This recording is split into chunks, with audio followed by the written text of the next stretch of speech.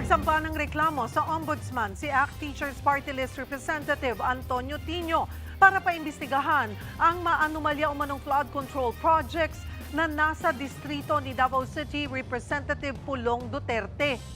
Ayon kay Tino, base sa pagsasaliksik ng kanilang team ay nakitaan ng irregularidad ang 80 flood control projects sa 1st District ng lungsod.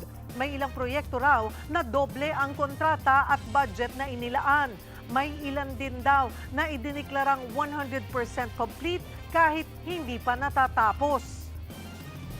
Noticeably, ang pinakamalaking contractor dito, yung Genesis 88. So ito yung kay Escandor, dating presidential advisor ng dating Pangulong Duterte.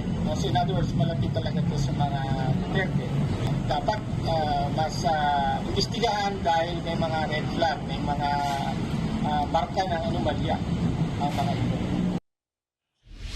Sa isang Facebook post, tinawag naman ni Congressman Pulong na selectively blind si Tino.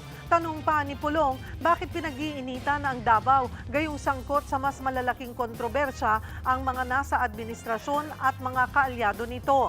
Dagdag pa niya, may record naman daw ang DPWH Davao Region ng lahat ng infrastructure projects na above standard o mas mataas pa sa pamantayan ang pagkakagawa sa Davao City.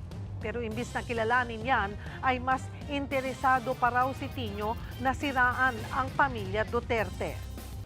Mga kapatid, Cheryl Hosing po, maging maalam at may pakialam sa mga napapanahong issue at headlines. Mag-follow at mag-subscribe na sa social media pages ng News 5.